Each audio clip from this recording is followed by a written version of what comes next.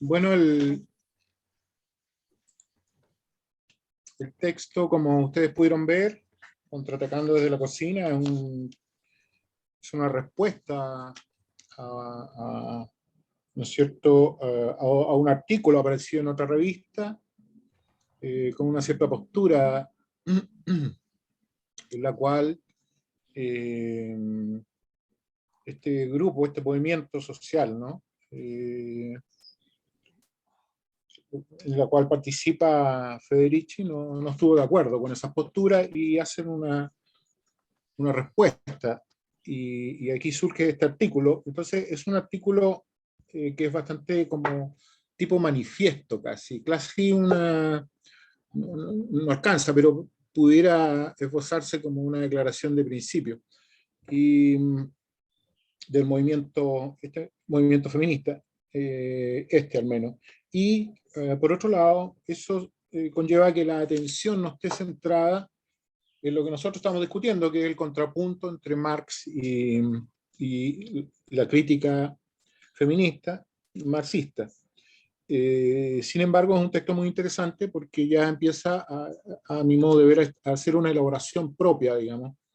Y eso es lo entretenido cuando hay una crítica, digamos, porque en la crítica tiene que haber ese lado de elaboración propia a partir de los fundamentos que están siendo criticados. En eso radica básicamente la crítica, digamos, tiene que ser al interior de lo criticado. Y eso me parece que es bastante sugerente.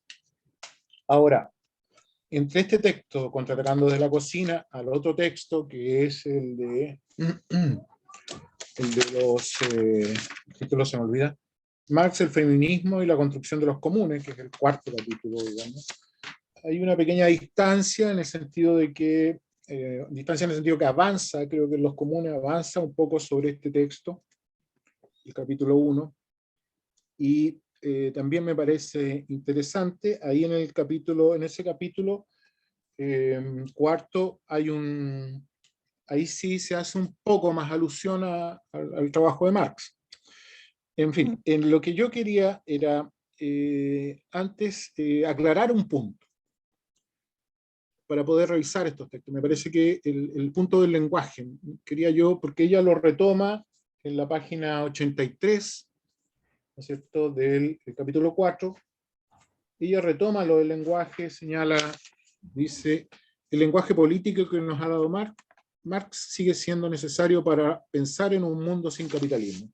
El problema del lenguaje, ¿no?, que yo hacía alusión la vez pasada respecto de que no existe desde el punto de vista inconsciente, desde el punto de vista de la estructura gramatical que usamos todos los occidentales, da lo mismo si tú hablas alemán, inglés, ruso, francés, italiano, digamos, la estructura básica es la misma, digamos, es lo que nos hace ser occidentales, al menos desde el punto de vista lingüístico. Y me parece que es importante comenzar con eso porque por eso les pedía yo si podían recrear, leer lo más posible la parte del fetichismo. Entonces quiero aclarar algo ahí, bueno, no sé si aclarar, pero al menos mostrar lo que yo comprendo de fetichismo, ¿sí? Que está asentado en el lenguaje, digamos. No solo en el lenguaje humano, sino también, como dice Marx en ese capítulo, el lenguaje de las cosas.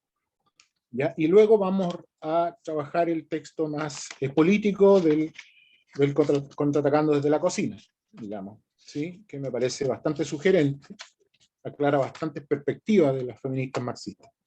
Entonces, quiero hacer un trabajo, como se dice, un trabajo idiótico. Idiótico no es idiota. Idiótico es de idios, de idiosincrasia, ¿no? Idios es el trabajo que tiene que ver con lo que dice el autor en este caso, por sí mismo. No como yo lo interpreto, sino lo que dice el autor por sí mismo. Si es que es posible hacer algo así, digamos, pero entonces es un trabajo más idiótico. Para diferenciarlo, ¿no? El idiota es aquel que repite cosas de otras personas y hacerlas pasar como propias, ¿no? Eso es un idiota. En este caso se trata de un trabajo idiótico, más bien, no idiota. Entonces, para eso me voy a ayudar con algunas citas, donde yo me permitió a mí comprender finalmente, creo, digamos, comprender el trabajo que hace Marx en el fetichismo y que se encuentra un poquito antes del fetichismo. Yo le envié las citas, digamos, si quieren las miran, me siguen en esa, pero voy a comenzar, ¿sí? Voy a tratar de hacerlo lo más rápido que pueda, digamos, pero también tratando de poner énfasis en lo que quiero, en la comprensión que busco, ¿sí? Y que pueda ser compartida con todos, con todas, ¿ya? Entonces, tengo la cita acá, voy a comenzar a trabajar con ellas, ¿no? La primera, se me corrió el... Aquí está. Lo primero es que hay una cita importante en la página 36, en el apartado, no me acuerdo si 3 o 4, 3, parece que es 2 o 3 del capítulo 1, en la página 36, y eso es referido a el intercambio. Si ustedes se acuerdan bien, yo decía que hay algo que afecta al valor, ¿no es cierto?, al valor creado en el trabajo, en el ejercicio de la fuerza de trabajo, que además de valores útiles, crea valor. Y habíamos hecho el hincapié en que el trabajo por sí mismo no es valor, pero tiene esa capacidad, que es la fuerza de trabajo, que le permite crear valor. Pero el trabajo por sí mismo no es valor. Así como el valor mismo tampoco crea valor, ¿sí? Requiere, en este contexto del capítulo 1, del tomo 1, requiere, que es la producción, requiere del ejercicio de la fuerza de trabajo para crear valor. En ese entendido, voy rápidamente a trabajar en la cita, dice, el que una clase de mercancías levita, ¿no? El levita es el vestón, es un vestón, ¿no? Un traje. Sirva de equivalente, ese es el contexto, ¿eh? Es importante mantener, yo decía que hay dos mercancías, ¿no? La primera mercancía A, que se lleva al mercado para intercambiarla por una B. A le va a llamar mercancía relativa, B mercancía equivalente, por aquella por la cual yo realizo el intercambio, ¿sí? Entonces, el que una clase de mercancía, en este caso la levita, ¿no? Él va a comprar la levita como una mercancía equivalente respecto del lienzo, respecto de la tela de género, ¿no? Que va a ser relativa. Sirva de equivalente a otra clase de mercancía, el lienzo. El que, por tanto, las levitas encierren la propiedad característica de poder cambiarse directamente por el lienzo, no indica, y esto es muy importante, ¿eh? No indica, ni mucho menos la proporción en que puede cambiarse uno y otro. Es decir, no se trata de la cantidad por la cual yo voy a cambiar algo. Eso es muy propio de la comprensión burguesa, va a decir más adelante Marx, o de los economistas burgueses, ¿no? Continúo. Esta proporción depende, ¿no? Más bien, dada la magnitud del valor del lienzo, de la magnitud del valor de las levitas, ¿sí? Es decir, la cantidad, ¿no es cierto?, está dependiendo de la relación entre A y B. Eso es lo que está diciendo ahí. Ya se expresa la levita como equivalente y el lienzo como lo relativo, o a la inversa, el lienzo como equivalente y como lo relativo. Su magnitud de valor responde siempre al tiempo de trabajo necesario para la producción. Es decir, no se trata de un intercambio cuantitativo, sino que está referido al valor. Y el valor en cuanto a magnitud, ¿sí? Por cuanto la magnitud refiere al tiempo de trabajo necesario para la producción. Eso hay que tenerlo vigente, digamos, en Marx, ¿sí? Continúo. Siendo independiente, por tanto, de la forma de su valor revista, digamos. No importa si qué forma toma el valor, posteriormente el valor va a convertirse en forma de dinero.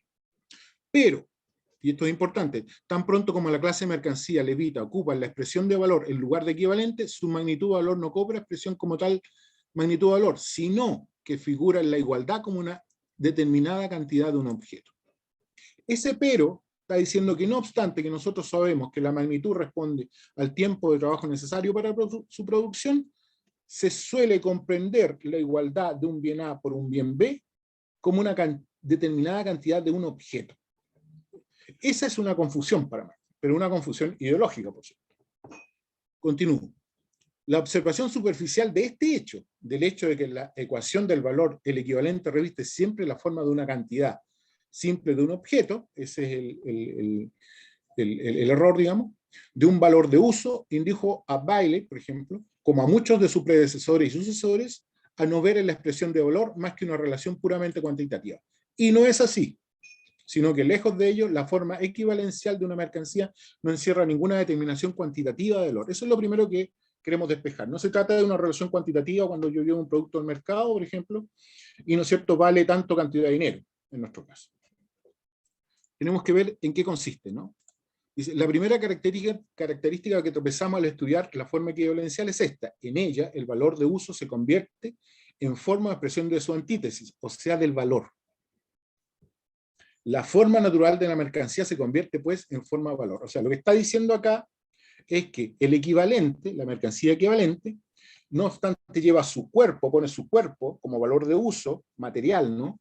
En el intercambio, no es por ella misma que se convierte en equivalente, sino es porque ella representa la forma de valor de la mercancía A. ¿Sí? Reitero, es decir, la mercancía B es equivalente porque al prestar su cuerpo como valor de uso, material, ¿no es cierto?, representa la forma de valor de la mercancía. Continúo. En la expresión del valor del lienzo, la levita asume una propiedad sobrenatural, es decir, no es natural que en la mercancía B, que es la equivalente, ¿sí?, hay una propiedad así como el valor. ¿Por qué? Porque la mercancía B también tiene valor de uso, es un vaso, qué sé yo, una mesa, etc. Sin embargo, lo que nos va a interesar no es su propiedad material, sino es lo que refleja respecto de la propiedad A, y a eso Marx le va a llamar sobrenatural. Más adelante le va a llamar metafísica. Entonces, vuelvo a leer. En la expresión del valor del lienzo, la levita asume una propiedad sobrenatural de ambos objetos, algo puramente social, su valor. Es social en el entendido de que solo puede manifestarse esa propiedad sobrenatural en la mercancía B, en tanto está en relación con la mercancía A. En ese sentido, es social. Ahora, al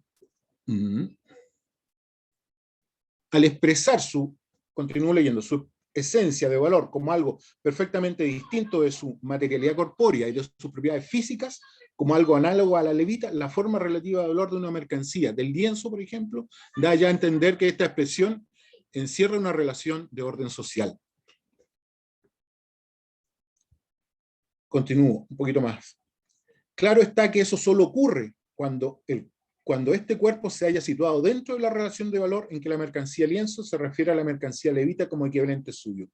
Pero, como las propiedades de un objeto no brotan de su relación con otro objeto, puesto que relación no hace más que confirmarlas, parece como si.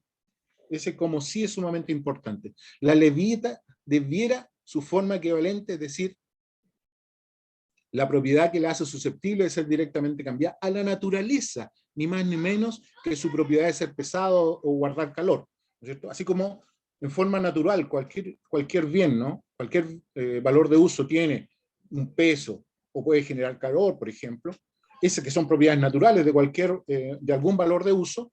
Entonces pareciera que la forma equivalente, que es la manera en cómo se manifiesta el valor de la otra mercancía, fuera algo natural. De aquí, dice Marx, el carácter misterioso de la forma equivalencial. Carácter que la mirada burguesamente embotada del economista solo advierte cuando esta forma se le presenta ya definitivamente materializada en el dinero. ¿Sí? Quiero leer algo referido a eso del dinero. A ver si lo encuentro. Acá. A propósito del dinero. Con esta comprensión del equivalente, ¿no?, ¿qué es lo que hace de manera sobrenatural en favor de la mercancía A? Dice Marx en la página 325, ¿no?, al final de las citas que yo le envié. Comillas. Júzguese pues de la importancia decisiva que tiene la transformación del valor y precio de la fuerza de trabajo en el salario, es decir, en el valor y precio del trabajo mismo. En esta forma exterior de manifestarse, es decir, cuando la fuerza de trabajo se manifiesta en salario, es decir, en algo distinto a ella, Entonces, en esta forma exterior de manifestarse, que oculta y hace invisible la realidad invirtiéndola, se basan todas las ideas jurídicas del obrero y del capitalista, todas las mistificaciones del régimen capitalista de producción, todas sus ilusiones librecambistas, todas las frases apologéticas de la economía vulgar, ¿no? Esa es la profundidad que tiene el trabajo que está haciendo Marx en la forma equivalencial de la mercancía B. Continúo. En la página 38, una cita más arriba, ¿no? Dice: la materialidad corpórea de la mercancía que sirve de equivalente rige siempre como encarnación del trabajo humano abstracto. Eso es lo que ocurre realmente. Y es siempre producto de un determinado trabajo concreto, útil. Es decir, que este trabajo concreto se convierte en expresión de trabajo humano abstracto. En la expresión de valor del lienzo, la utilidad del trabajo del sastre no consiste en hacer trajes, y por tanto, en este caso hombres, dice, ¿no?, sino en crear un cuerpo que nos dice con solo ver lo que es valor, y por consiguiente cristalización de trabajo materializado en el valor del lienzo. Para poder crear semejante espejo de valor, la palabra espejo de valor, reténganla por favor, es necesario que el trabajo del sastre no refleje, ahí está nuevamente el reflejo, absolutamente nada más que su cualidad abstracta de trabajo humano. Es decir, en este caso la mercancía B como equivalente refleja, ¿no es cierto?, esta cualidad abstracta al mostrar la forma valor, ¿no es cierto?, de la mercancía A. Es decir, dice Marx, que la segunda característica de la forma equivalencial es que el trabajo concreto se convierte aquí en forma o manifestación de su antítesis, o sea, del trabajo humano abstracto. Hay una cita en la página 47, dice: ¿de dónde procede entonces el carácter misterioso que presenta el producto del trabajo tan pronto como reviste la forma de mercancía? Comillas, y respuesta: procede evidentemente de esta misma forma. ¿Sí? El carácter misterioso de la forma mercancía estriba, por tanto, pura y simplemente en que proyecta ante los hombres el carácter social de trabajo de estos, como si fuera carácter material de los propios productos de su trabajo, un don natural social de estos objetos, como si, por tanto, la relación social que media entre los productores del trabajo colectivo de la sociedad fuese una relación social establecida entre los mismos objetos, al margen de sus productores. Este quid pro quo es lo que convierte a los productos del trabajo en mercancía, en objetos físicamente metafísicos o en objetos sociales. Voy a saltarme un poquito a decir, si queremos encontrar una analogía a este fenómeno, tenemos que remontarnos a las regiones nebulosas del mundo de la religión, donde los productos de la mente humana semejan seres dotados de vida propia, de existencia independiente. A esto es lo que yo llamo fetichismo, bajo el que se presentan los productos del trabajo tan pronto como se crean, en forma de mercancías, y que es inseparable, por consiguiente, de este sistema de producción. Leo un poquito más abajo, en la página 48-49, por esto, ante estos, las relaciones sociales que se establecen entre sus trabajos privados, la de los productores privados, digamos, es decir, el que produce el bien A, el que produce el bien B, cada uno por sí mismo son productores privados, aparecen como lo que son, es decir, no como relaciones directamente sociales de las personas en sus trabajos, eso es lo que es, sino como relaciones materiales entre personas y relaciones sociales entre cosas, es decir, se invierte, ¿no? Las relaciones materiales son entre personas y las relaciones sociales son entre cosas. Es en el acto de cambio donde los productos del trabajo cobran una materialidad de valor socialmente igual e independiente de su múltiple y diversa materialidad física de los objetos útiles. Para encontrar la igualdad, Toto Coelho, es decir, de todo, ¿no?, de diversos trabajos, hay que hacer forzosamente abstracción, ahí está la abstracción de nuevo, de su desigualdad real, de su valor de uso. Reducirlos al carácter común, a la igualdad, a todos ellos como desgaste de fuerza humana de trabajo, como trabajo humano abstracto, que eso sería lo común, ¿no? Y por tanto, para terminar las citas, y conversemos un rato, por tanto, los hombres no relacionan entre sí los productos de su trabajo como valores porque estos objetos le parezcan envolturas simplemente materiales de un trabajo humano igual. Es al revés.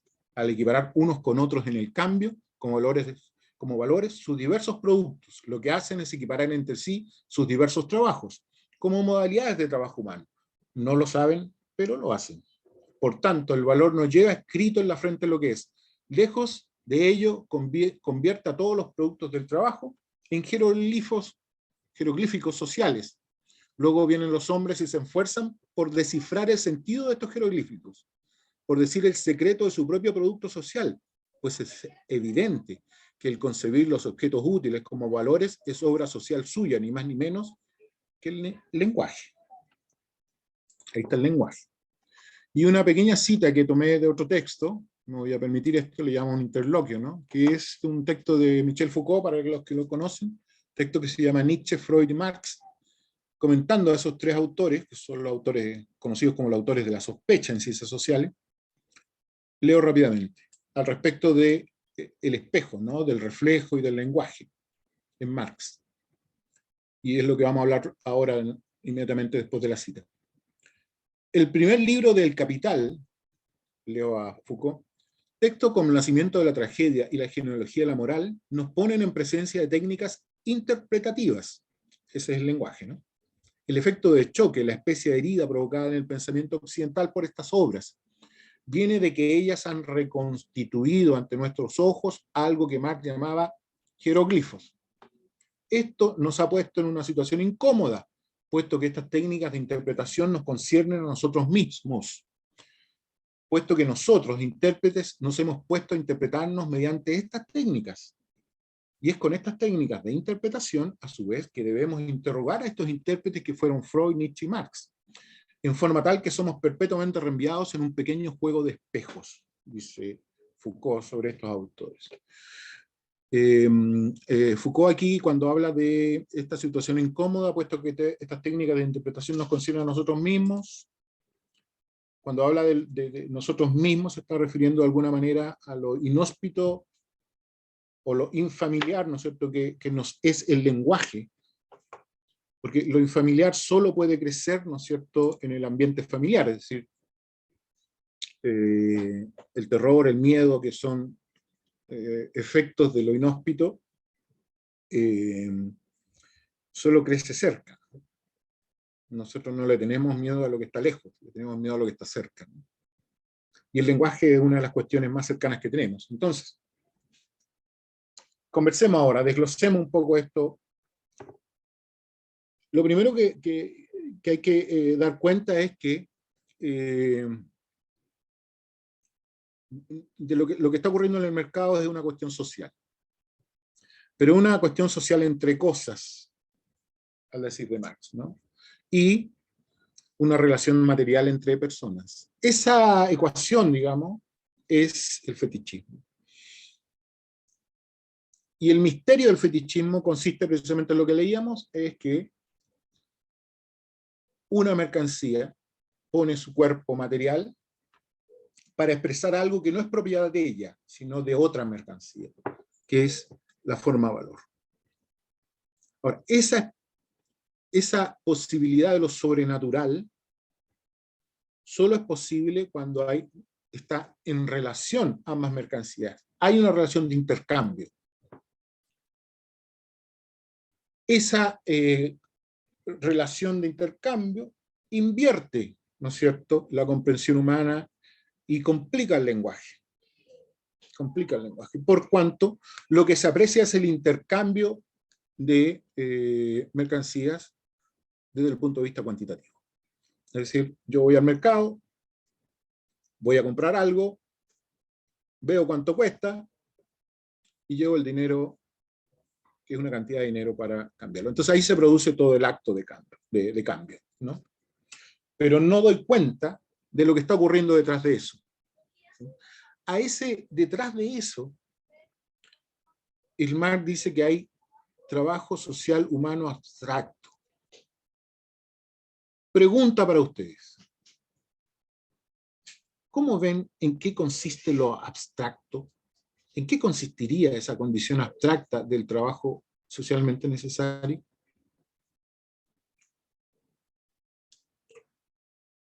No hay correcto ni incorrecto, aquí hay que ensayar, ¿eh? Esa es la idea, digamos. ensayar. Ensayar alguna... Partamos por... ¿Qué entienden ustedes por abstracto en general, digamos?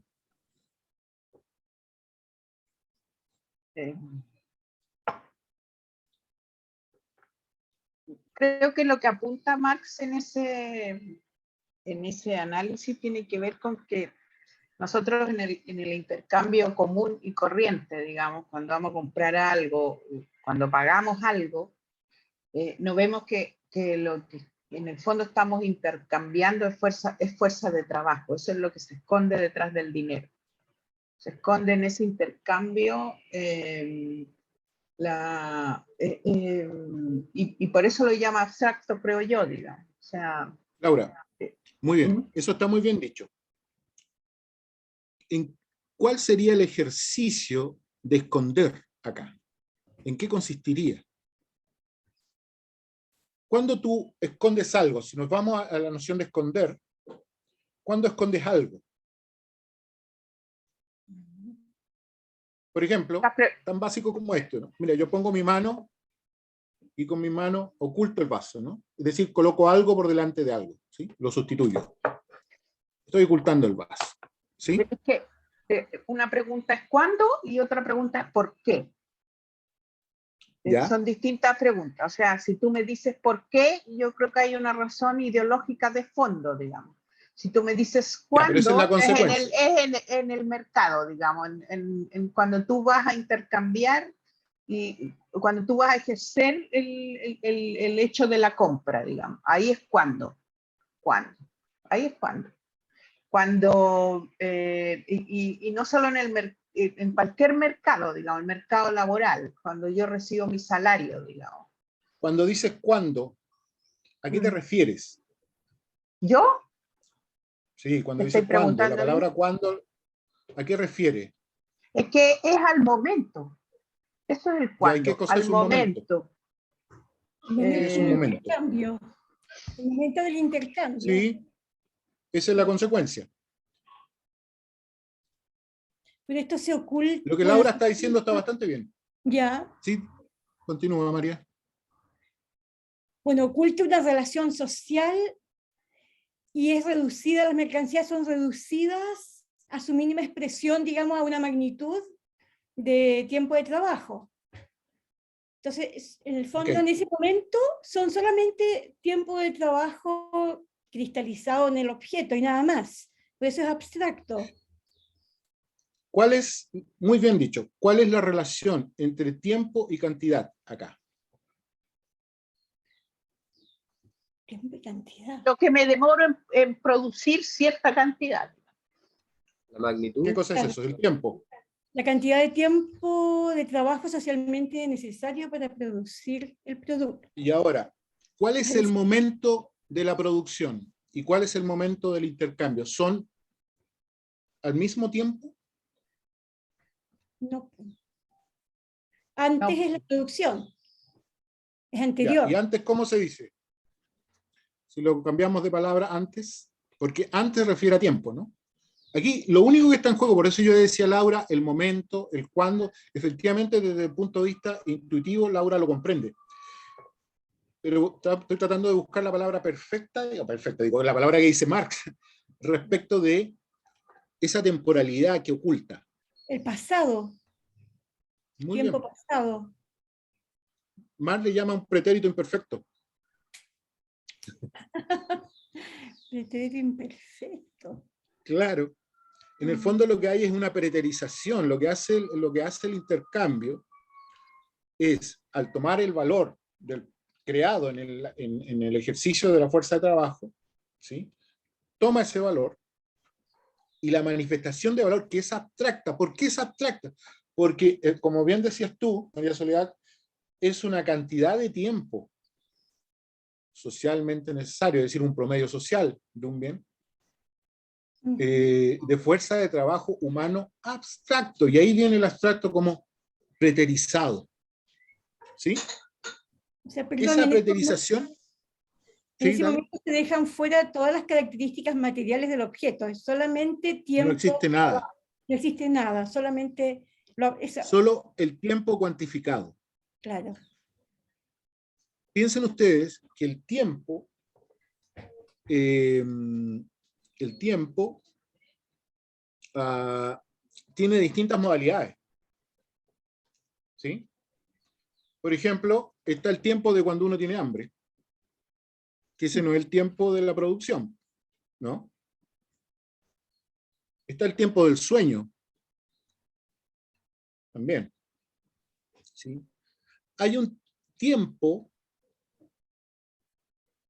según algunos autores, en este caso estoy pensando en Heidegger, un tiempo que adviene, no es un tiempo futuro, sino un tiempo que te ocurre, ¿cierto? A eso él le llama acontecimiento, es decir, que algo que está aconteciendo, te acontece, ¿no?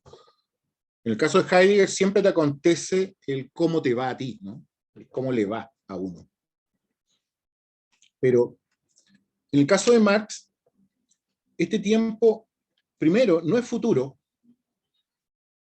tampoco es un tiempo presente, el del intercambio del valor y que adopta la forma valor con el equivalente y la forma dinero, finalmente, en su desarrollo.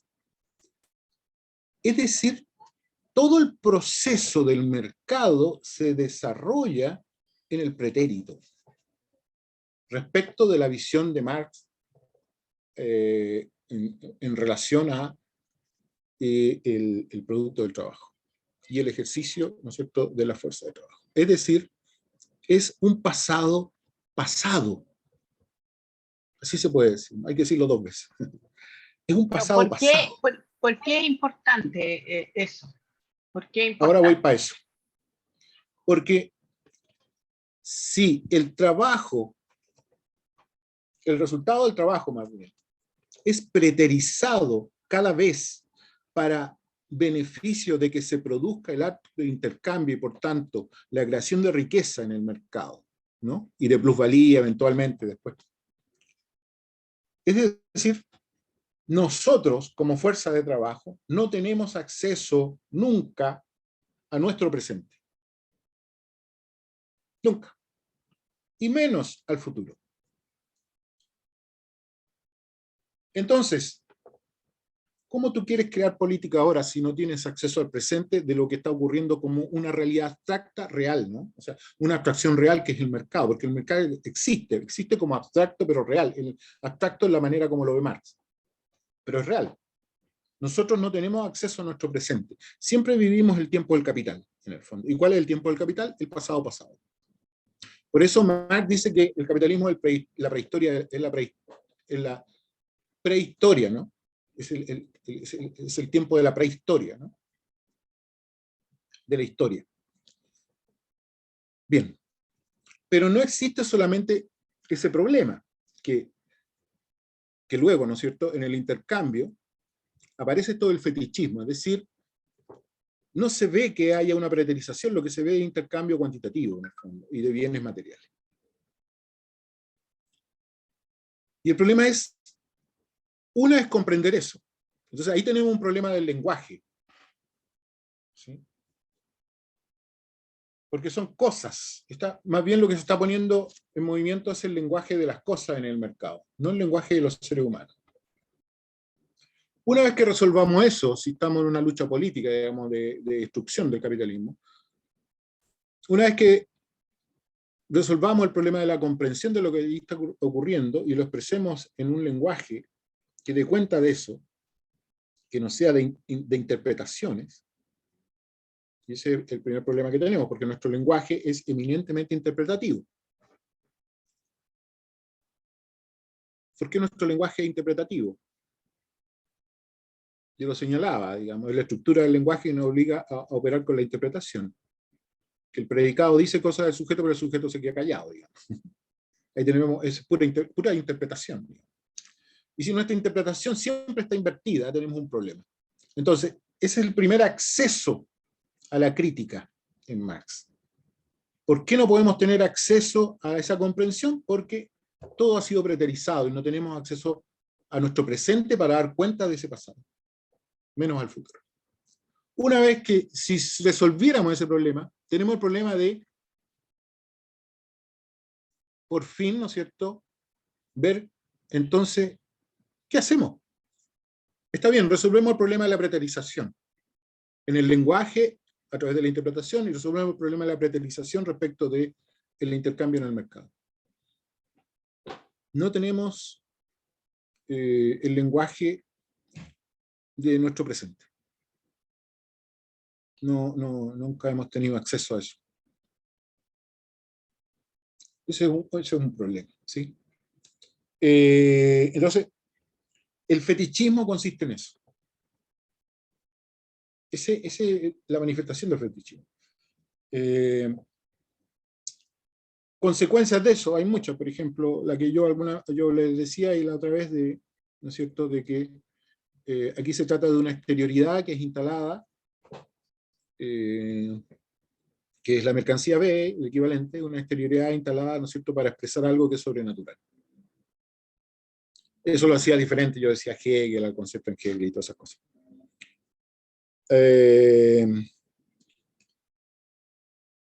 Ese es como el cuadro, ¿no?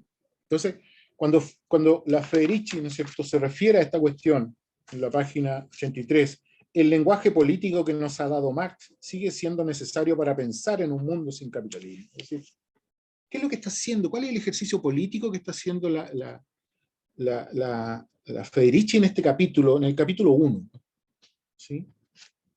Teniendo en cuenta las cosas que estábamos conversando. Si hacemos una síntesis no es un resumen, sino en 2 líneas, ¿qué es lo que está haciendo la Federici entonces con esto? Con este ejercicio político ustedes ya han visto, ¿no es cierto? Ella colocó el salario al centro de lo que ella quería decir. Porque sabe que el salario oculta. El salario organiza la estructura, ¿no es cierto?, jerárquica de la sociedad en el capitalismo. No solo eso, también señala en este capítulo 1 que el salario divide a la clase obrera, ¿no?, entre asalariados y no asalariados, y coloca en desmedro, ¿no es cierto?, del trabajo femenino, y los coloca como parasitario, como de tercer mundo, sin acceso a tecnología, en fin. No solo eso, sino que además influye en cómo la izquierda ha comprendido dentro del movimiento social, ¿no es cierto?, del siglo XIX y el siglo XX, y parte del siglo XXI, cómo ha influido el salario y su comprensión de los actores al interior de la fuerza laboral. Y ha generado, suscitado, ¿no es cierto?, una división del trabajo que la izquierda no considera más, no la considera relevante. Jerarquiza, ¿no es cierto?, dice Federici, de acuerdo a esa organización del salario, ¿no?, a quien son irrelevantes para llevar a cabo un cambio revolucionario, y quienes no son relevantes y son colaterales, para decirlo así, ¿no es cierto? Entonces, el salario para la Federici es básico. Y el lenguaje que está ahí en juego. O sea, ella ve, ahora sí interpreto, ella ve que el salario es un lenguaje. Y es necesario resolverlo. ¿Sí? Ella hace varias alusiones, ¿no es cierto? Encuentro que es genial cuando, no sé, tiene términos como el destino biológico, ¿no es cierto?, de las mujeres, el doble empleo, el reconocimiento necesario, ¿no es cierto?, bueno, del trabajo doméstico como capitalista. Pero luego hace otras cosas, ¿no?, la familia nuclear, en fin, y luego llega la destrucción del capital. Entonces, si ustedes pudieran decir en 2 líneas en qué consiste esto que hace en Contraatacando desde la cocina, Federici. ¿Sí? 2 o 3 líneas, digamos, la síntesis, ¿no? Acuérdense que hay pensamiento analítico que describe cosas, las divide para analizarlas, que es más o menos lo que yo hice con la cita ahora, y otro pensamiento sintético, es decir, un juicio de por medio. ¿Cómo ven esta situación ustedes? A propósito del fetichismo, a propósito del salario, el lenguaje, y de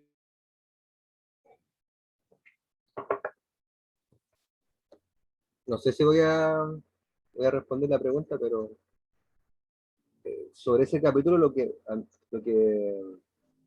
se puede decir es que, de cierta forma, Federici plantea, no sé si lo plantea, o quizás lo dijo, parece, no me acuerdo, pero como que descubre ella, y eso es lo que más impactó, esta ideología que hay detrás del capitalismo, o del capitalismo, sí, cómo históricamente determina las políticas del siglo XIX que lleven a la mujer nuevamente a la casa, para poder, de cierta forma, así lo entiendo yo, aliviar un poco el trabajo industrial del obrero masculino y bajar un poco la explotación y darle como un nuevo trato, como decía ahí en el texto, al desarrollo del capitalismo.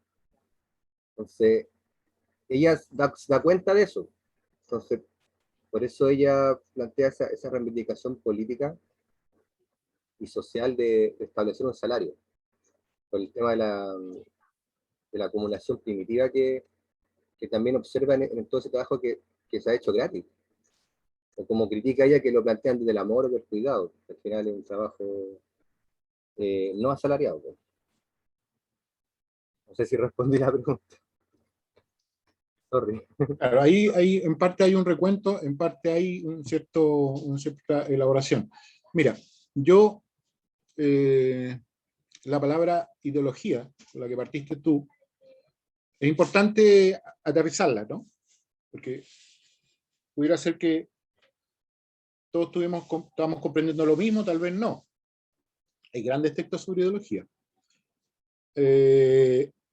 A mí me gusta esa de Lenin, que dice que la ideología es aquello que hacemos. O sea, lo pone a nivel de una cosa práctica, ¿sí? Si lo pensamos así, la ideología puede tener, al decir de otros autores, ¿no? Me salgo un poco del esquema este, y al decir de otros autores, la ideología opera con tres elementos. La práctica social, el ejercicio simbólico y de comprensión de esa práctica social, el lenguaje, si se quiere, y el sujeto producto de esta práctica y este lenguaje. Así yo comprendo ideología, digamos, un poco con una triada, ¿no? Efectivamente, el ejercicio tiene que ver con una cosa ideológica, pero una cosa ideológica en términos de la práctica, ¿no? Que era toda la descripción que tú hacías posteriormente, ¿no? ¿Quién más? Lo que hace la Federici en este texto de Contraatacando desde la cocina. ¿No? Bueno, el título es importante, ¿no? Sí. Sí, lo que yo noto es que visibiliza las consecuencias del trabajo no asalariado en la mujer y cómo esto afecta el entorno social, ¿no? Porque al final de cuentas, la mujer es quien realiza bueno, eso lo menciona ya en el capítulo, es quien realiza la fuerza trabajadora, ¿no? Porque a través de sus cuidados, de lo que hace en casa, se prepara para las personas que van a salir a trabajar. Pero también al no recibir esta remuneración económica hay una frustración y hay una dependencia hacia el salario del varón. Y a la vez el varón depende más del trabajo, ¿no? Depende más del capitalismo para poder generar ingresos que puedan mantener a su familia. Entonces digamos que es como una cadenita o un circulito, por así decirlo, de todas estas consecuencias que se producen en no cuantificar este trabajo que se hace en casa, ya sea soltera o sea ama de casa, ¿no? Que se da por el valor de creer que naces con un género que está destinado a poder trabajar desde casa. Entonces, para mí es que se visibiliza esas consecuencias y que pone en el centro a la mujer, ¿no? Como la fuerza del trabajo que opera alrededor del capitalismo. Okay.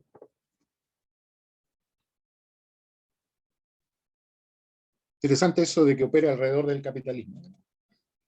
Sí, como entretenido. Yo creo que en cierta forma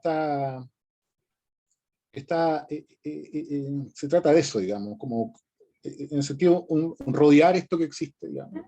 Mire, nosotros, esto no va sin nosotros, por decirlo así, en ese sentido rodear, ¿no? todo lo que acontece en el capital.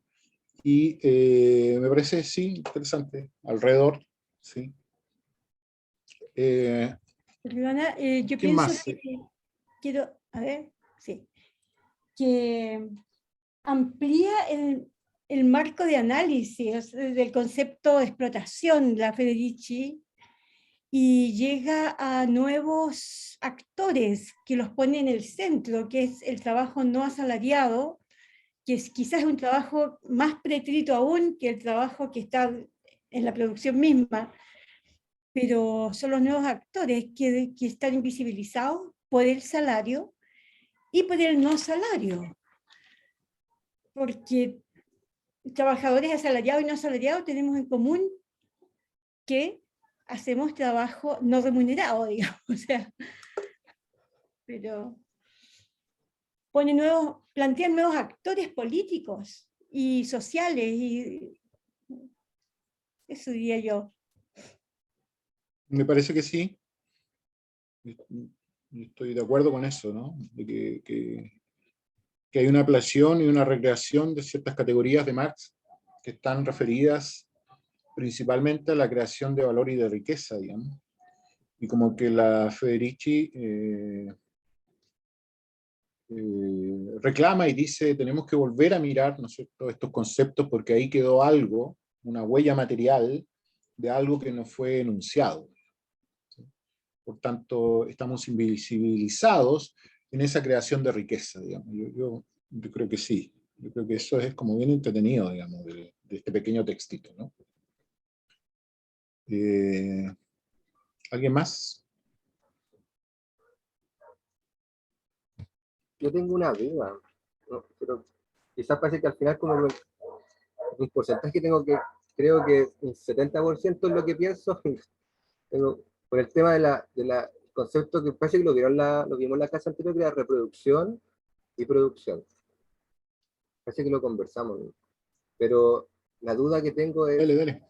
si Federici plantea el trabajo doméstico, no asalariado, como algo parte de la reproducción, o lo ve como algo netamente reproductivo. Esa es como mi duda. No me queda demasiado claro. O quizás, Claro, ahí hay algo que nosotros vimos y lo asentamos, en el caso de Marx, lo asentamos en el capítulo 24. Más bien en el capítulo 21 al 24, digamos, de la sección séptima del tomo 1 del Capital. En cuanto a reproducción, refiere a lo que acontece con la acumulación originaria. Es decir, ¿qué sería la acumulación originaria? Sería aquello que, bueno, un amigo dice, ¿no? Lo dice así, ¿no? Reunir separando, es decir, encontrar encontrar la fuerza de trabajo que es libre, ¿no?, de un trabajador, en este caso, si seguimos el lineamiento de Marx, ¿no? Y, aunque eso significa dejar fuera a la mujer, pero siguiendo el texto de Marx, ¿no?, a eso me refiero, ¿no? Encuentra ese trabajador libre y ¿libre de qué? Libre de aquello que le permite obtener lo necesario para subsistencia, para su subsistencia. En ese sentido, libre, eso es una libertad de precariedad, para decirlo así. Una libertad de gozo, ¿no?, de placer. Y mediante elementos legales, ¿no?, lo contrata y le permite poner en ejercicio su fuerza de trabajo con instrumentos y medios, ¿no?, infraestructura, que son de propiedad del capitalista, en este caso. Ese se llama reunir separando, es decir, reunir en el trabajo aquello que fue separado, es decir, el trabajador libre. Esa es la acumulación originaria, mantener ese status quo en la sociedad, es decir, que haya un gran contingente dentro de una sociedad que no tenga acceso a instrumentos y medios de trabajo por sí mismo, es fundamental para la reproducción de la riqueza capitalista. En ese sentido está Marx poniendo reproducción. Sin embargo, Marx también va a decir que toda producción es una reproducción, porque no puede haber producción si es que no hay reproducción. Es decir, una vez que el capitalismo está andando sus propios pies, dice Marx, ¿sí?, ya no depende de nada exterior para reproducirse a sí mismo. Entonces, toda reproducción es una producción. En este caso, de valor. Y de la forma valor, que es la riqueza. En el caso de Federici, reproducción refiere a la reproducción de aquello que es portador o portadora de fuerza de trabajo, que es el ser humano que hay detrás. Dice, ese momento es fundamental al capital también, pero no está siendo considerado, ¿sí? Sin embargo, el propio capital reorganiza toda la afectividad humana en esta categoría que moderna de familia, que sería la familia nuclear, y pone como ejercicio de encuentro, de reunión de este núcleo familiar, el amor. De allí que Federici además reclama, diga, ¿por qué amor y mejor no es salario? ¿Sí? Entonces, ojo con eso, porque el amor también es un recurso ideológico. Además que este amor, que pareciera que todo el mundo comprende lo mismo por la palabra amor, pero no es así. En la historia humana han habido distintos tipos de amor: amor lírico, amor romántico, actualmente amor digital, en fin, y va a seguir evolucionando. Ya no son los mismos tipos de amores, son otros, ¿sí? El amor digital no tiene nada que ver con el amor romántico, por ejemplo. El amor lírico tampoco. ¿Sí? En el amor romántico hay amistad entre las partes, en el amor lírico no. Hay una completa pasividad de las mujeres, por ejemplo. En fin, ¿no? Entonces, ella apela a ese concepto de reproducción, ¿sí? Por ejemplo. Entonces, son dos conceptos que se complementan, diría yo, y que forman parte del capital. Eso es lo que está agregando y está incorporando Federici, ¿sí? Entonces, en eso consiste. Teresa Aravena dice, un comentario, dice, hay algo que afecta al valor que no es el trabajo en sí mismo, sino que es la magnitud, el tiempo empleado en la producción, y que está determinado por el salario. El salario lo hace visible, por lo tanto, somos invisibles al trabajar desde la casa por ser no asalariados. Nos presenta la incidencia social del concepto. Nos presenta la incidencia social totalmente. O sea, yo creo que Federici hace una buena reconstrucción de cómo el salario, al organizar la sociedad, organiza la familia nuclear, digamos. Y que tiene incidencia en la construcción de aquello que es la clase obrera, al decir de la Federici, ¿no? Que es esa división sexual que se produce, pero también familiar, que consiste en la dueña de casa, ¿no? Y el hombre que trabaja fuera de la casa. Totalmente, o sea, efectivamente el salario como representante, ¿no es cierto?, de esta condición, sin duda que es así, ¿no? María Soledad dice, el amor romántico como trampa para reclutar el trabajo femenino gratuito. También existe algo como eso, ¿no? Hay un fragmento que me llamó la atención del capítulo número 1, al final de la página 33, comienzo de la 34, que lo voy a leer.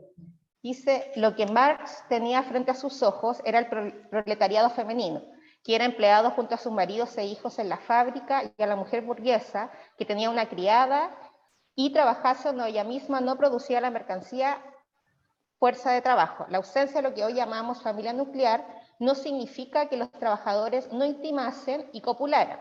Significa, sin embargo, que era imposible sacar adelante relaciones familiares y trabajo doméstico cuando cada miembro de la familia pasaba 15 horas diarias en la fábrica y no había ni tiempo ni espacio físico para la vida familiar. ¿Por qué leo esto? Creo que en la sociedad actual la necesidad de visibilizar el concepto de salario y que tenga una incidencia real en nuestra sociedad pasa derechamente porque al quedarnos en el hogar, porque tenemos una doble función, y también habla del doble trabajo, ¿cierto? Que muchas lo encarnamos y que no nos deja afuera de las labores domésticas. Entonces, frente a esto, si el salario existiera para esta reproducción que plantea Federici, efectivamente nosotras tendríamos, no sé, algún tipo de remuneración, algo, y nos permitiría establecer estas relaciones amorosas, familiares, que estamos carentes en la sociedad. Siempre se juzga que la familia no apoya a los estudiantes, no apoya a los hijos, y por eso han salido así, están cada vez con más desapego, más desamor, pero la causa real es el capital, en el sentido de que si no se visibiliza el salario, y las mujeres no están siendo, no tienen este salario en casa, lamentablemente tampoco tienen las condiciones para poder brindar la economía en sus hogares. No sé si me explico.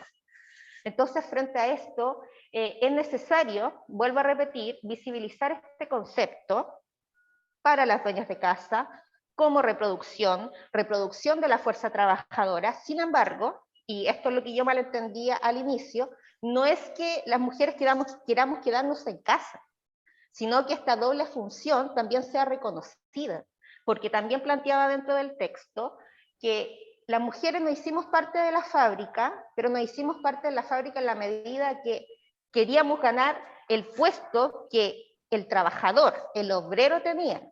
Y es más, no recuerdo bien la página, también éramos criticadas por tener algún desdén sexual o llamar a la promiscuidad dentro de la fábrica. Entonces luchamos contra querer posicionarnos en un lugar que no necesariamente es el masculino, sino deseamos nuestro lugar.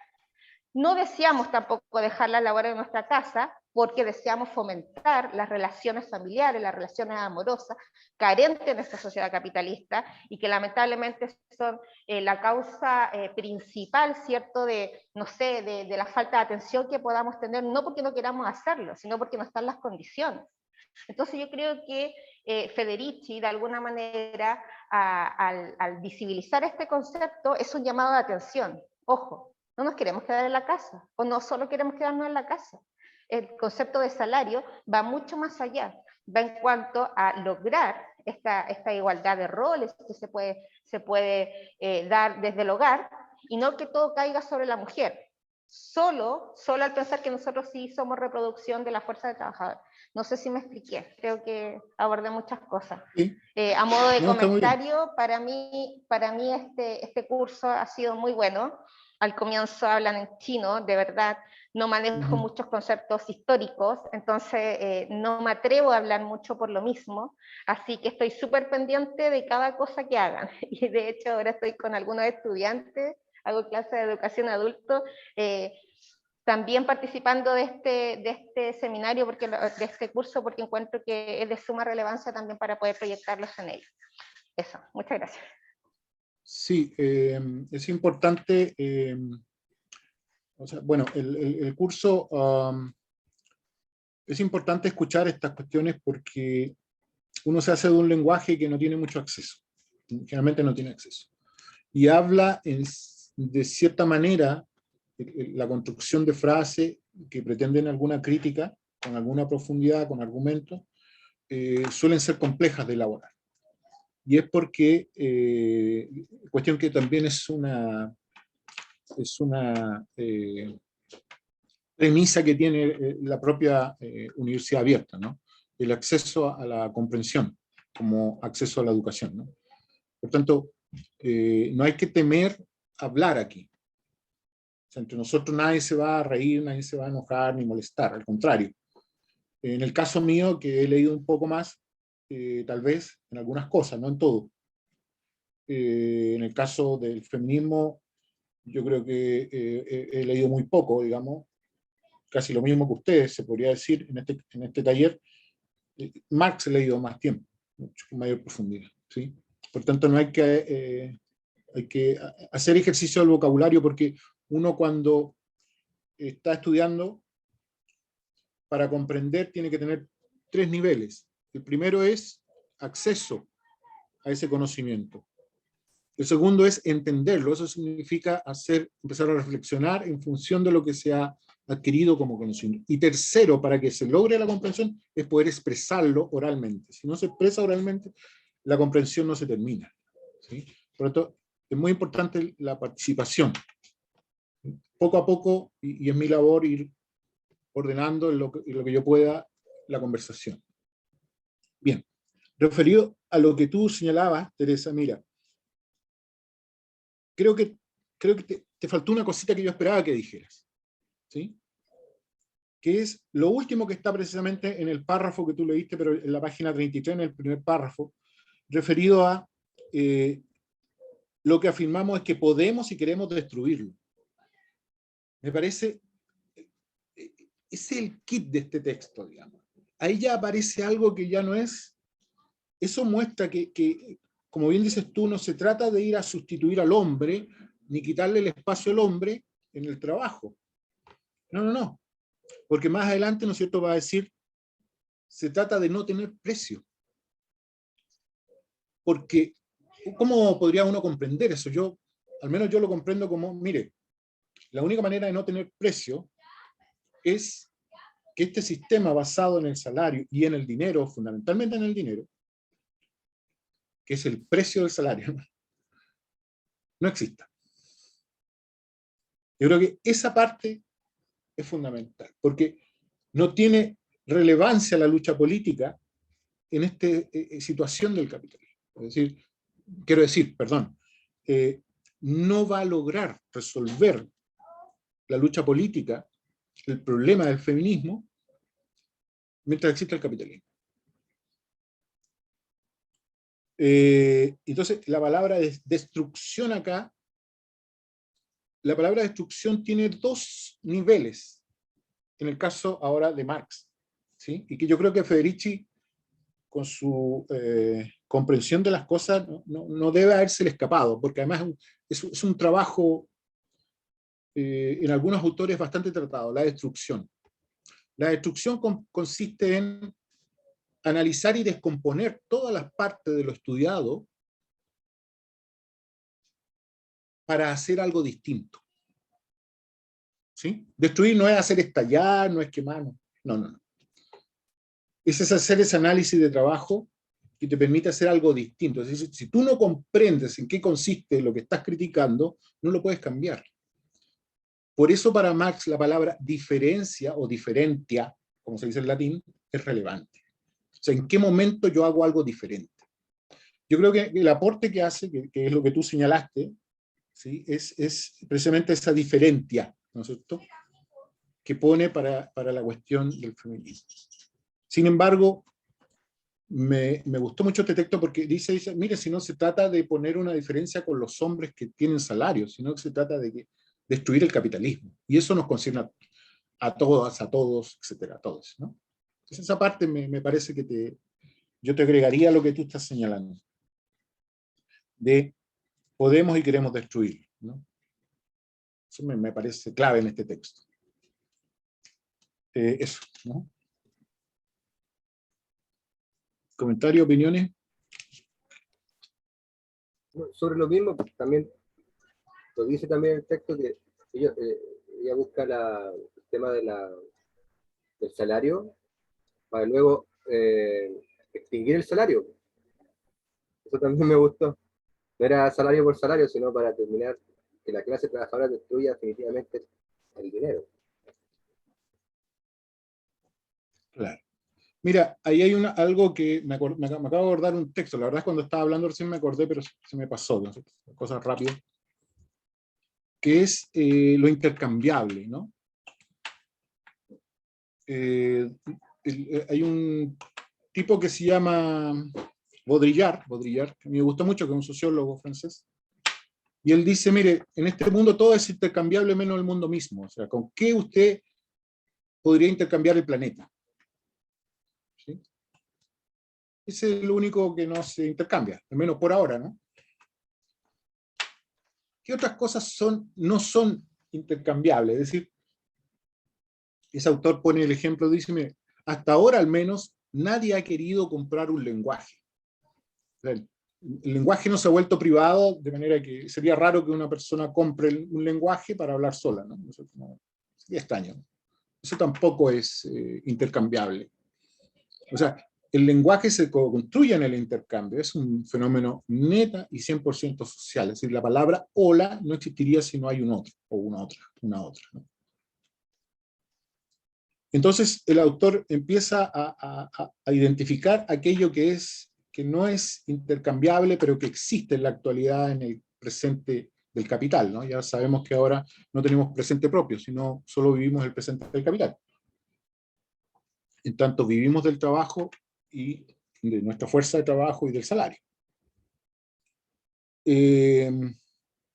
Ese comentario, ¿no? Me acordé de ese autor del intercambio imposible, se llama el texto, ¿no? El intercambio imposible. Hay otros intercambios imposibles, pero no es el momento de eso, ¿no? ¿Opiniones?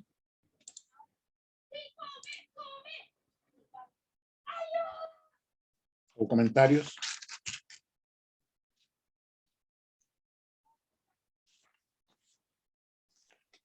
A mí me llamó mucho la atención, bueno, cómo ella trata de poner en el centro a los no asalariados como nuevo actor social y político. Y también habla como de un 75% de la fuerza de trabajo es no asalariada. Entonces son dimensiones increíbles. ¿Ya? O sea, aquí ha estado invisibilizado total y absolutamente por toda la economía burguesa, la economía marxista. Yo no conozco ningún economista marxista que reconozca la categoría de trabajo doméstico como parte de la economía, o sea, del capital. Entonces es muy increíble. Hasta el día de hoy no existe. No existen, yo no conozco por lo menos ningún economista hombre, o sea, porque en general son hombres. Las feministas, claro, economistas feministas sí, pero economistas que realmente reconozcan esa categoría y esa invisibilización total de la gran parte de la fuerza de trabajo no remunerada. Eso me llegó fuerte. Sí, y el escenario se pone aún peor, siento decirlo. Pero no fui yo, digamos.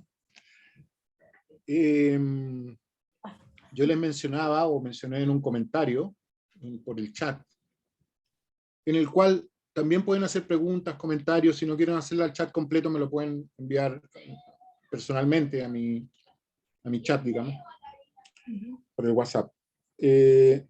Pero yo mencionaba, digo yo que se puede poner peor, ¿no? Yo mencioné que hay, en el caso del capital y en el caso en que se pone Federici también, eso es lo que de alguna manera es importante conversarlo. En el caso del tomo 1 del capital, se trata del capital productivo, es decir, una industria, trabajo real, digamos, que crea valor. Entonces, sin embargo, también hay trabajo, bueno, está el trabajo productivo y está el trabajo financiero, más bien el sistema financiero, ¿sí? Y Marx trata, yo lo dije alguna vez, en algún momento, él trata, en el tomo 3, el capital ficticio. Es decir, existirían tres tipos de capital, ¿no? Capital productivo, capital financiero y capital ficticio. ¿Cuál sería el ficticio? Tengo una pequeña definición acá de un autor que yo voy a enviar una bibliografía mañana, una bibliografía muy pequeña, si a ustedes les interesa conocer estos temas. Son textos que yo he leído que me parecen interesantes, son asequibles porque son de economía política, no son de ingeniería comercial, digamos, con gráficos, puras fórmulas y números, no, son economía política, la cual uno puede seguir, y son textos de divulgación social, de divulgación, entonces no es un lenguaje complejo. Voy a enviar esa bibliografía. Entonces, el texto dice: la segunda categoría propuesta por Marx, a la que aún se debe dar su desarrollo pleno, es la de, comillas, capital ficticio. Esta expresión designa a los títulos, es decir, a los títulos referidos a la bolsa de las acciones, todas esas cosas, que han sido emitidos a causa de, y aquí está lo central del capital ficticio, préstamo de dinero a entidades públicas o empresas, o como expresión de la participación de los aportes, de los aportes, ¿dónde estoy? De los aportes al financiamiento del capital de una empresa. Este capital ficticio no opera sobre la creación de valor, no le interesa el origen del valor que está transando en el mercado de valores, ¿cierto? En la bolsa. Lo que le interesa es la capacidad que tiene de prestarlo, el ejercicio del préstamo, ¿sí? Es tanto así que los bancos principalmente prestan dinero que no tienen, porque saben que el interés, que es lo relevante de todo préstamo, va a resolver todo el problema de la ausencia del dinero real, ¿sí? Efectivamente, Teresa, es el dinero capitalístico. Entonces, a eso también se le ha llamado, ¿no es cierto?, se ha llamado dinero futuro o negocio futuro, ese tipo de cosas que hace unos años atrás generó una gran crisis, ¿no? Entonces, ese dinero ficticio, ese capital ficticio, tiene una característica, bueno, tiene un montón de características, pero una de las características, dice el autor aquí, ha dejado de ser el capitalista individual que trata con ese capital ficticio, y se ha alojado en las instituciones financieras bancarias, posteriormente no bancarias, es decir, por ejemplo, el retail hace préstamo, ¿no? Actualmente. Se ha visto el fortalecimiento del movimiento incesante de ganancia, siempre renovada, siempre ganancia nueva. De la nada genera plata. ¿No es cierto? Esta, entre otras características, tiene, como no le interesa el origen, solo el préstamo por sí mismo, como modalidad de crear valor ahora. Es decir, han logrado que el dinero por sí mismo se autonomice del trabajo, al menos esa es la pretensión, y cree valor a través de el interés de la deuda, del préstamo. Es decir, el precio del préstamo, que es el interés, crea valor para ellos.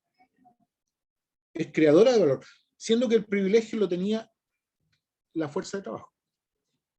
Pero en el capital ficticio, Marx en su momento, en el tomo 3, dice que esto es absurdo, dice. Pero resulta que es lo que ha gobernado el mundo en los últimos 15, 20 años. Y ordena las políticas públicas, por ejemplo, mediante el manejo por el Banco Central, en el caso actual, ¿no?, de la tasa de interés. Ustedes saben que la tasa de interés ahora subió, y no subió para mejorar nada social, digamos, porque ese es otro atributo del capital ficticio, que le es indiferente las políticas sociales. No opera con eso, digamos, no le interesa, ¿sí? Entonces, ¿por qué? Porque lo que le interesa es la movilidad, la alta movilidad, por eso tiene carácter de transnacional fundamentalmente. Y a diferencia del capital productivo, el capital productivo tiene un límite. ¿Qué es? Ese es el límite humano. Por eso existe la jornada de trabajo, es decir, el ser humano no puede trabajar 24 horas. Ese límite pretenden resolverlo con el capital ficticio, porque el capital ficticio puede, mientras es de noche aquí, en Europa es de día, en Oriente tal vez mediodía, no sé. Entonces, las 24 horas del día, el capital ficticio puede operar, se mueve libremente, a diferencia del límite que existe en el capital productivo. Cuento esto porque cuando dice que se trata ahora de entidades financieras, de lo que está hablando son organizaciones ciertas organizaciones con reglas que están al interior de la sociedad. Y esas organizaciones e instituciones ya no operan con el concepto de trabajador, por cuanto el ser humano mismo está por fuera de esa organización. Lo que interesa es el tema que agrupa esa organización, no quienes la componen. Como no le interesa el origen de cómo desarrolla el tema, por decirlo así, ¿no es cierto?, no es relevante el ser humano para eso. Entonces, estamos hablando de entidades en donde el concepto de ser humano no existe. Y si eso es así, ¿qué ocurre entonces con el salario? ¿Sí?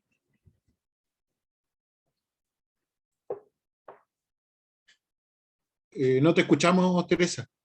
María Soledad, no te escuchamos. ¿Ahora? Está muteada. Sí, ahora sí. Digo que tú dijiste que no interesaba para esto, para este capital, ¿cómo se llama? Capitalístico o financiero. Capital, no, es el capital ficticio, que es la tercera modalidad. No interesa el financiero es de otra manera. No interesa el origen, no interesa las personas y no interesa la producción, tanto porque ellos logran hacer dinero de otra manera, o sea, capital, pero crean valor de otra manera. Crean valor de otra manera, pero de todas maneras necesitan que un ser humano tenga una necesidad y que quiera endeudarse para ellos cobrar los intereses. O sea, igual necesitan la mercancía, necesitan los seres humanos. Eso. Sí, pero como clientes nomás, no en su calidad de seres humanos. Pero alguien tuvo que producir una mercancía que alguien quiso tener. Pero eso no le interesa a ellos, porque ellos, el capital ficticio ya opera sobre un capital que no existe. Por tanto, no es importante si lo producen o no lo producen. De hecho, no ha sido producido. Entonces ya es peor que la preterización que veíamos recién en el fetichismo. Entonces, a esto Marx le llama cosa capital. Es decir, es la máxima expresión de la abstracción, ¿no es cierto?, en la sociedad capitalista. Es lo que estamos viviendo, ¿no? Yo creo que sí. Mira. Yo creo que sí. Hace unos años atrás, no sé si, bueno, ya 6, 7 años tal vez, fuimos con un amigo a exponer, nos inscribimos ahí a Buenos Aires, a exponer un texto sobre el dinero capitalístico, que está mencionado ahí por Teresa, que es este del capital ficticio, en Argentina, y fueron muchos brasileños, académicos brasileños, académicas brasileñas, y pusieron muchas cosas, y era sobre Marx. Y todos nos miraron muy extraño cuando hablamos del capital ficticio. ¿Por qué? Porque en esos países, en ese momento, no acontecía que tuviera el predominio de la economía como si lo tenía en Chile. Estamos hablando de hace 7 años atrás. Y nosotros concluimos, salvo el organizador del evento, que era ahí en la calle Corriente en Buenos Aires, se acercó a nosotros y nos dijo algo muy relevante. Fue el único que nos compró, por decirlo así, nuestra propuesta. ¿Sí? Y nosotros le aclaramos que ese era el futuro de ustedes en ese momento. Nosotros, el capital ficticio. Hacia eso vamos. Entonces, es más, los ganadores de un Nobel de Economía, que es el premio Field, parece que se llama algo así, construyen una ecuación probabilística donde toda ecuación probabilística está asociada a un error desconocido. Por eso es probabilística, si no sería una ecuación que opera con certeza, y ese no es el caso. Construyó una ecuación probabilística para hacer inversión sin error. Eliminó el error de la ecuación. Ese logro matemático, digamos, financiero, por ese logro le entregaron el premio Nobel. Merton creo que es uno de ellos, son 3 personas. Es tanto así, y la ecuación fue utilizada en esto de la venta futura en Estados Unidos, que el director de la escuela de Chicago en su momento tuvo que salir a aclarar cuando empezó la catástrofe de la venta futura, en Estados Unidos, salió a aclarar de que su fórmula no era responsable de la crisis. La fórmula de sus académicos, de los cuales habían salido y habían construido esa fórmula probabilística sin error, no era la que había producido la crisis, ¿no? Que ese era un ejercicio académico. Cómo había sido usada ya fuera de la universidad era otro asunto. Nosotros vimos el diario, estuvimos atentos a ese ejercicio, a esas declaraciones. Entonces, el capital ficticio fue una realidad, o es una realidad aún. O sea, piensen que todavía siempre, cada cierto tiempo, nuevamente en Chile al menos, se quiere volver a hablar ¿cómo se llama esto? De la burbuja inmobiliaria, que es venta futura. Bueno, es vender algo que todavía no se ha construido, ¿no? Y menciono todo esto porque ¿en qué rol queda entonces esta declaración de este texto, ¿no? De la Federici frente al capital ficticio, por ejemplo, donde ya no hay trabajo asalariado incluso? Yo creo que falta un pronunciamiento sobre eso. En el caso de Federici, estoy hablando. No veo que lo esté tratando. En este texto al menos, a lo mejor hay otro texto donde sí lo aborda, no me cabe duda, pero no sé realmente. Eso, ¿no?